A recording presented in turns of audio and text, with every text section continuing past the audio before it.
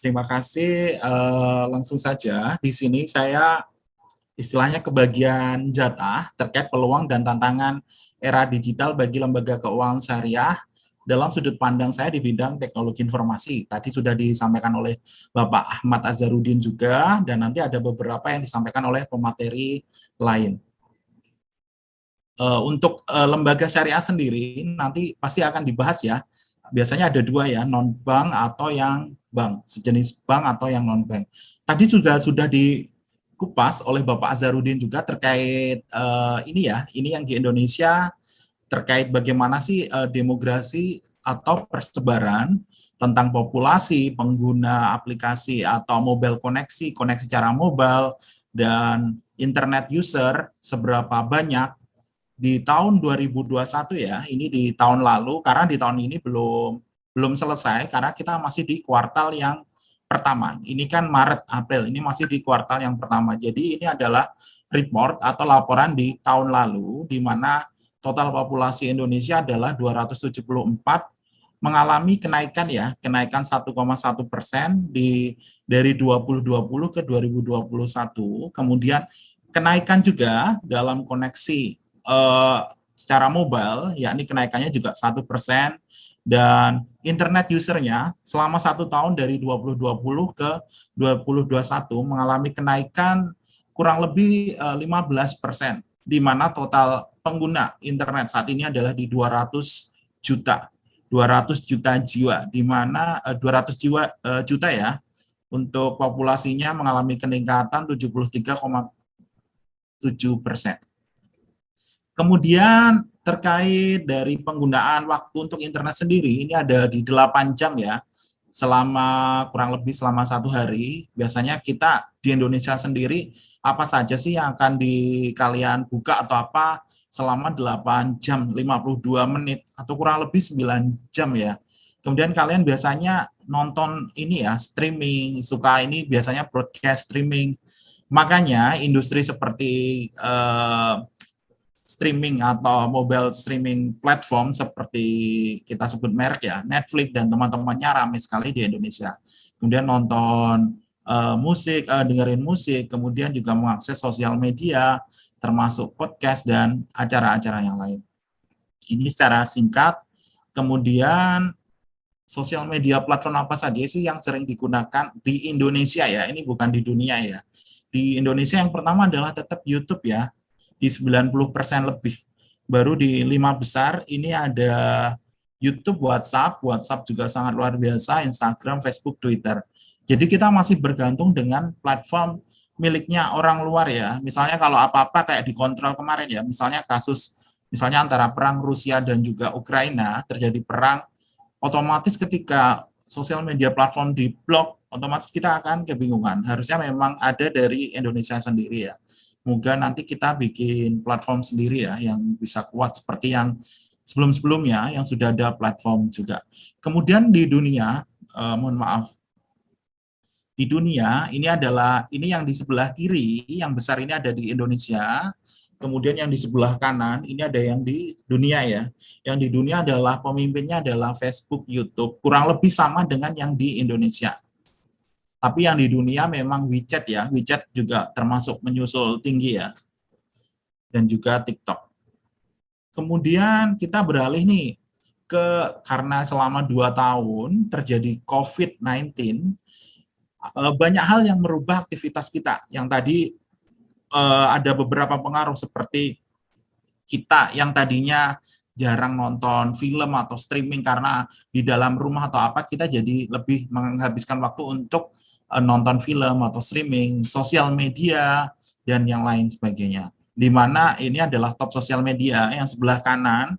Ini ada yang pertama adalah WhatsApp, Facebook, selama sebulan ya. Selama rata-rata average time per user rata-ratanya adalah 30 jam selama sebulan. Yang pertama adalah WhatsApp, hingga yang terakhir Twitter. Tetap ya, kurang lebih mirip seperti yang di Indonesia. Ini yang di 2021 ya, barangkali di tahun ini mungkin bergeser, seperti mungkin TikTok bisa menembus di 3 besar, ataupun bisa jadi pionir, bukan pionir, sebagai kenaikan dari ranking dari TikTok sendiri. Baik, itu tadi adalah intermezzo terkait digitalisasi atau bagaimana perkembangan dunia digital di Indonesia. Kemudian ini adalah perkembangan internet di dunia. Ini adalah data yang paling baru. Data yang paling baru dari data Reportal di 2022. Ini masih data sementara di mana 4,95 miliar jumlah yang mengakses dari internet di seluruh dunia. Kemudian kita bergeser di sebelah kanan. Di sebelah kanan ini adalah si internet ekonomi GMV. Ini adalah dari sumbernya dari Google, Bain sama Temasek, di mana Indonesia menjadi pemimpin ya, menjadi leading atau pemimpin di bidang internet ekonomi, di mana di 2020 mendapatkan skor 44, kenaikan di 2025 diprediksi akan mengalami kenaikan atau peningkatan kurang lebih 23%, di mana dari 44 dia akan merubah menjadi naik jadi 124, paling tinggi di pasar atau di kelas di ASEAN atau Southeast ASEAN internet ekonomi. Jadi memang Indonesia ini memang luar biasa ya. Singapura aja kenaikannya ya 19%. Bahkan di Singapura mengalami penurunan dari 2019 ke 2020 mengalami penurunan loh, minus 24%. Sedangkan kita alhamdulillah terus naik. Makanya Indonesia ini menjadi incaran ya, incaran para investor, incaran banyak orang, termasuk ketika saya saat ini tinggal sebelumnya di Cina, di Jepang, kemudian sekarang di Saudi, menjadi incaran para investor dan orang-orang dari luar untuk masuk untuk mengasup implementasikan termasuk dalam bidang syariah, dalam ekonomi syariah ataupun finance technology atau fintech ataupun dalam bidang-bidang lain yang ternyata menjadi ceruk nih atau jadi luar biasa nih sekiranya Indonesia. Kemudian ini valuasi startup ya, di mana ada Tokopedia dan Gojek sekarang sudah bertransformasi menjadi Goto ya. Dibanding Goto kemudian juga sudah melantai di pasar saham juga, di mana kemarin kalian bisa beli juga, tadi juga disampaikan Bapak Ahmad juga Azharuddin, di mana bisa beli di Bareksa ataupun Ajaib atau platform-platform yang lain, di mana mereka sudah bersatu ya, Tokopedia dan Gojek. Kemudian ada Bukalapak juga sudah melantai juga. Oke, kita langsung ke 4 pemicu pendorong digitalisasi. Yang pertama adalah ledakan pengguna ponsel pintar. Pasti kalian tahu sendiri, satu orang sekarang saat ini bukan hanya memiliki satu, bahkan 4 atau 3. Bahkan bukan hanya 3, itu belum lagi iPad-nya, belum lagi yang tab-nya Samsung, belum yang merek-merek lain. Jadi luar biasa ya. Kemudian media sosial yang kian populer juga, di mana nanti seperti saat ini yang diacungi jempol oleh Abkori Media menyelenggarakan event ini, nantinya mungkin bisa masuk ke syariah ya, yang tadi training-training syariah luar biasa memang. Kemudian penyimpanan data yang besar untuk analisis bisnis, yakni ke arah big data. Kemudian penyatuan beragam objek lewat internet. Jadi banyak hal di mana kita bisa belajar melalui internet juga. Ini pemicu digitalisasi semakin naik atau tinggi. Ini saya dapat data dari DBS ya, mohon maaf, di mana kenaikannya terus mengalami kenaikan. Antara komputer dan ponsel pintar itu beririsan ya, kenaikannya memang luar biasa beririsan. Kemudian yang di sebelah kanan, kita bisa melihat dari proyek Palaparing, yang dimana ini untuk meningkatkan penetrasi internet atau pembangunan jaringan ya, jaringan atau networking, di mana di Indonesia sendiri di paket barat ini untuk Indonesia di bagian barat, dan paket timur ini Indonesia bagian timur mengalami terus peningkatan, di mana panjangnya di 2000 km, mohon maaf, dan di paket timur 6000 km. Dan di paket barat ini sudah di 100%, paket timur di 90%. Kemungkinan di tahun ini mungkin hampir 100% semua ya di paket barat dan paket timur. Kemudian paket tengah ini udah 100% juga. Kemudian di mana kita bisa belajar banyak ilmu hal ya sekarang, seperti syariah tadi, kemudian ekonomi syariah, terus lembaga keuangan syariah, kita bisa mengakses digital land juga yang yang ditawarkan oleh Kementerian Pendidikan dan juga Kominfo, di mana kalian bisa ikut dalam program-program beasiswa ya, beasiswa digitalan, kalian bisa masuk nih atau belajar di bidang kecerdasan buatan, artificial intelligence, komputasi awan, keamanan cyber. Eh, Mas atau Pak, saya boleh tidak belajar? Saya kan bidang syariah atau hukum. Boleh banget. Saat ini peluang kesempatan ini terbuka lebar ya untuk kalian, misalnya mahasiswa ataupun yang baru lulus, fresh graduate. Jadi ada program Fresh Graduate Academy juga, di mana kalian bisa belajar syariah dan juga teknologi ya. Barangkali kalian bisa combine nanti yang sangat luar biasa. Karena memang ini selaras dengan programnya Bapak Jokowi untuk menciptakan ekonomi digital dan juga lembaga keuangan syariah yang digitalisasi tadi. Kemudian ini adalah market share industri jasa keuangan nasional dalam triliun, di mana yang keuangan syariah itu masih saat ini di 10% ya. Ini data di 2020. Data di 2020 di mana masih di 10%. Jadi untuk saat ini rekan-rekan atau teman-teman yang mau masuk nih jasa keuangan nasional atau masuk keuangan syariah, tapi istilahnya menyiapkan dalam bidang digitalisasi seperti teknologi, SDM, digital, itu sangat luar biasa. Kita tidak harus menyiapkan teknologinya, kita bisa mempersiapkan diri. Jadi ketika kalian saat ini belajar apa sih yang harus saya persiapkan, Mas atau Kak ya atau Pak, yang harus saya persiapkan untuk mendukung perkembangan keuangan digital nih di Indonesia. Apa saya harus turut membangun platform ataukah saya harus istilahnya membangun tower atau apa? Oh tidak, kalian bisa belajar ya dari beberapa platform di digital atau platform juga dari universitas-universitas di dunia seperti yang di kampus-kampus di Arab Saudi, kampus di Inggris, Birmingham, ada keuangan syariah, ataupun kalian belajar di platform-platform edukasi yang lain juga sangat bagus sekali. Belajar dari YouTube juga boleh. Di mana kita geser dulu ya di sebelah kanan, di mana di Southeast Asia atau di Asia Tenggara dan juga benchmark. Benchmark ini yang jadi acuan adalah US dan UK, di mana di sini populasi aktivitasnya apa saja sih? Di mana di US dan UK mereka sudah untuk aktivitas perbankan atau banking mereka di 95%, kita masih di 50%. Jadi kita masih harus bisa mengejar nih ya, termasuk tadi mengejar untuk pasar atau di bidang keuangan syariah. Termasuk payment juga di Indonesia masih di 40%. Tapi kita masih bisa terus genjot ya, tadi ada link aja, ada beberapa platform OVO, Oyo, OVO, Dana, dan teman-temannya. Kemudian di bidang lending, kita masih jauh tertinggal juga. Terus perkembangan industri teknologi finansial atau techfin, bukan fintech ya, finance teknologi juga boleh. Ini P2P lending ya. Dari 2016 sampai 2018 itu sekarang udah di angka 6, dari yang 200 juta sudah di 6 miliar. Kemudian dari yang konvensional dan syariah ini masih 2 entitas ya. Ini masih per Juni 2018. Nanti akan dijelaskan mungkin rekan-rekan yang keuangan syariah. Dari yang berizin ini di dana pinjaman atau dana mas. Ini di 2018 ya rekan-rekan datanya. Yang tak berizin juga 227. Jadi harus berhati-hati ya.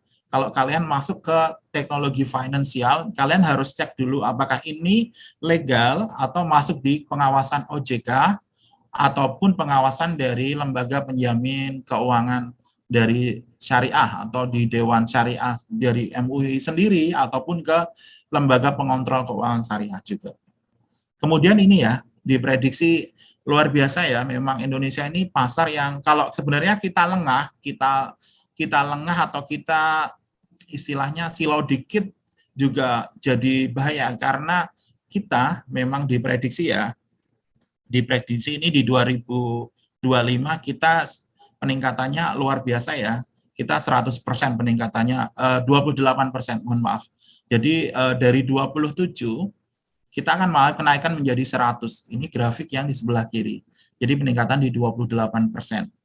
Dan posisi kedua dipegang oleh Vietnam dan juga Thailand untuk ekonomi Southeast Asia berdasarkan data dari Google atau Temasek.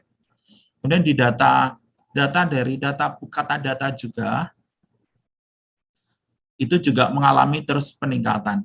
Jadi memang peluangnya banyak ya, kalian bisa masuk ke banyak hal ya rekan-rekan. Kemudian kita bergeser dulu ya. Ini keuangan digital, ini saya nonton TV juga ya, Metro TV. Indonesia luar biasa ya. Ini prediksinya di 133 US dollar. Jadi di atas dari Singapura, Thailand, Vietnam, Malaysia dan tadi itu. Di 2015 masih 8 US dollar juta ya ini, terus kemudian jadi 133 juta US dollar. Kenaikannya sangat luar biasa. Jadi memang rekan-rekan harus dipersiapkan juga, termasuk peluang bagi lembaga keuangan syariah untuk apa? Mempersiapkan financial technology, seperti udah banyak pemain ya, seperti Doku, Dompetku, Kita Bisa, Kartuku, Bareksa tadi, terus kemudian menyiapkan e-commerce juga bisa, seperti Bukalapak, Bhinneka, Tokopedia. Kalau terlalu besar Mas, kalau yang kecil gimana ya? Kalau yang kecil cara jual belinya ya kalian akadnya berdasarkan akad yang syariah. Atau ketika kalian kerjasama nih dengan konsep platform-platform yang seperti tadi yang sudah menjalankan atau menjalankan konsep syariah. Seperti yang ketika di crowdfunding yang disampaikan oleh Bapak Ahmad tadi, bahwasanya ada seperti di Santara. Santara ini berasal dari Yogyakarta juga. Dan saya pernah tahu juga di Santara. Kemudian ada teknologi apa lagi yang harus dipersiapkan atau jadi pangsa pasar yang besar adalah on-demand service. Seperti Gojek, Grab, Ruang Guru. Apakah harus seperti itu, Mas? Tidak, bisa masuk ke sejahtera.com atau freelancer bisa, freelancer.com.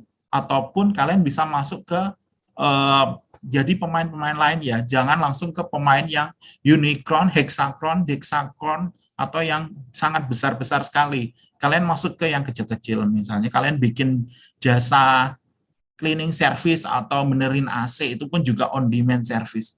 Jadi jangan terlalu berpikir besar, tapi kalian tawarkan dengan konsep syariah, misalnya kalian menawarkan dengan kualitas tadi syariah apa, kemudian juga Internet of Things ya, IoT, ini pasar Asia Pasifik ini terus meningkat ya, dari di 2015 250 miliar, otomatis langsung kenaikannya 100% lebih nih, 583 miliar. Para pemainnya Dahulu, Agriculture, Fishery, Kubicon. Jadi kalian bisa install beberapa aplikasi, kalian bisa cek nih nanti di Play Store ada yang e-fishery, kita bisa masuk nih e-fishery kita kayak misalnya kayak Santara tadi crowdfunding juga, tapi juga menggabungkan konsep Internet of Things juga banyak banget dan sudah saatnya ya jangan sampai pasar kita di negara kita diambil oleh orang asing. Oke, orang asing masuk, tapi usahakan kita juga ikut berkontribusi, jangan sebagai konsumen saja. Karena sayang sekali jika kalian sebagai konsumen saja. Oke, sekarang kita bahas lagi peluang yang lebih detail ya, lebih konkret. Yang pertama adalah mengenal potensi demografi, seperti bonus demografi. Bonus demografi di usia berapa? Usia 15 sampai 35. Ini Indonesia masih bonus demografi di 20-25. Jadi manfaatkan ini. Oh, itu pasarnya milenial ya. Milenial jual apa? Macam-macam nih, bisa mengarah ke makanan, keuangan syariah tadi, atau apa BMT syariah. Jadi ada yang non bank sama yang bank ya. Non bank bisa kalian masuk ke, ini mohon maaf kalau saya tidak salah, non bank bisa masuk ke BMT. BMT kalian terapkan konsep syariah yang lebih kekinian atau yang lebih modern. Kemudian kalau peluangnya lagi apa? Peluangnya ya banyak nih, pengguna internet yang besar ya. Kemudian yang ketiga, peluangnya adalah masih banyak yang belum punya rekening bank. Jadi kita bicara dulu ya, ini kenapa penting kalian bisa masuk nih hasil riset dari Google di 2019 dan di 2020, bahwasanya di Indonesia ini yang sudah punya akses bank berapa? Hanya 42 juta jiwa, 42 juta jiwa orang ya. Jadi yang masih belum punya berapa? Yang masih mengalami keterbatasan akses layanan ada 90 juta jiwa, dan 47 juta jiwa ini yang, unbanked ini 92 juta. Yang underbanked itu 47 juta jiwa. Jadi masih banyak sekali ya rekan-rekan. Ini peluang nih kalian mau masuk ke pasar ini juga bisa di keuangan syariah. Terus kita bergeser ke tren digitalisasi masyarakat semakin intens.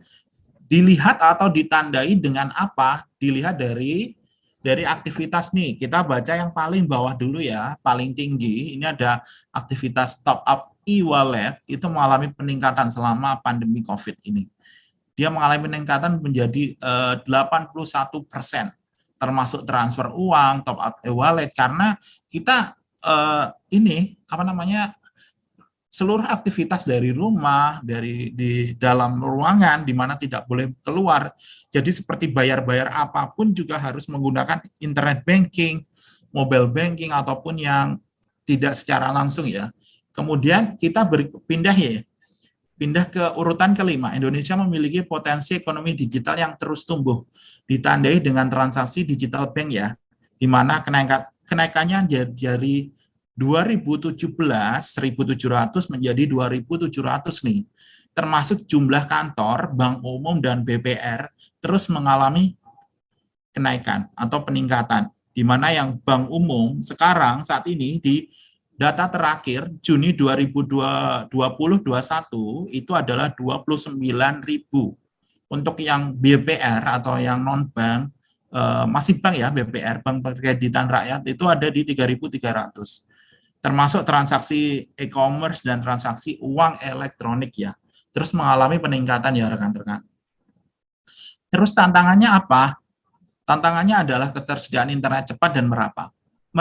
Tadi sudah kita bahas termasuk konsep palaparing di mana sudah mengalami peningkatan. Tapi saat ini kita dituntut untuk melakukan transformasi internet dari yang sebelumnya 2G, kita sekarang ke 3G.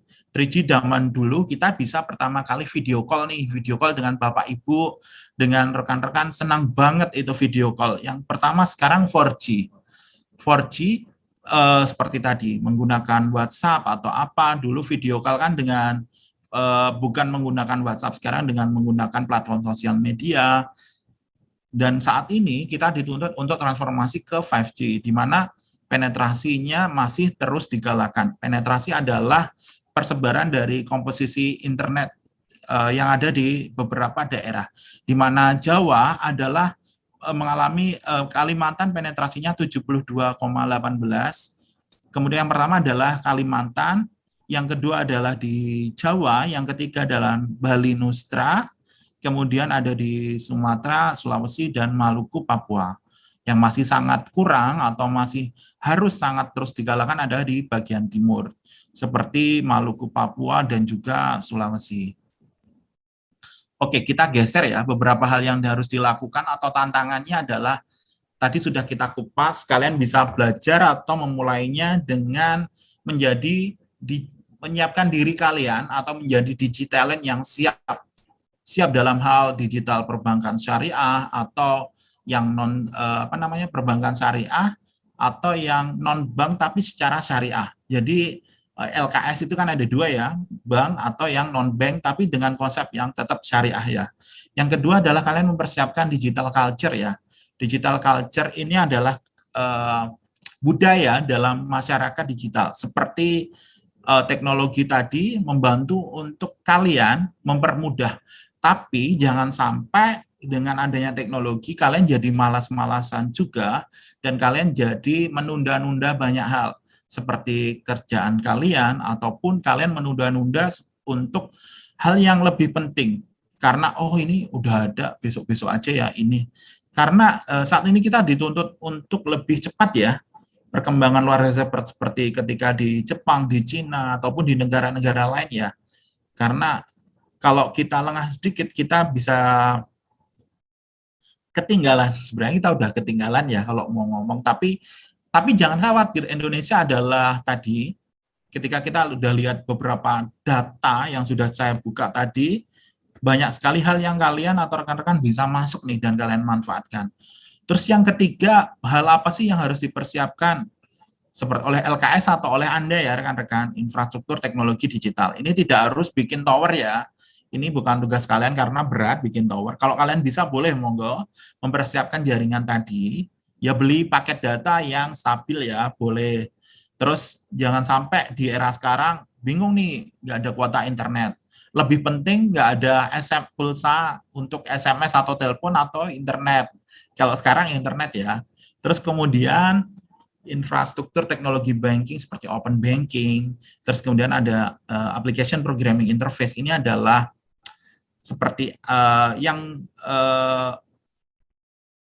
kode atau program yang bisa kita tanamkan ke aplikasi lain, di mana kita memudahkan untuk memanggil data yang sudah ada atau binari ataupun data yang sudah ada. Contoh ini kita mengambil API-nya dari Facebook atau Twitter untuk kita pasang di aplikasi kita. Jadi lebih mudah nih, kita mau ngambil data dari Twitter atau apa, tapi kita harus mendapatkan izin akses dulu dari Twitter ataupun dari Facebook-nya.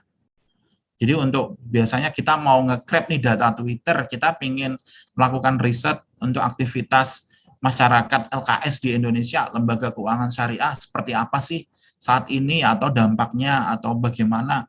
Kita langsung grab data dari Twitter bisa atau dari Facebook, tapi kita perlu izin. Salah satunya izinnya kita untuk bisa mengakses adalah API tadi itu, Application Programming Interface. Kemudian kita harus belajar Big Data Analytics ya. Jadi rekan-rekan jangan takut untuk belajar banyak hal ya, termasuk belajar tadi cloud computing juga, di mana udah ada Digitalent Academy yang disiapkan oleh Kominfo dan juga Kemendikbud juga.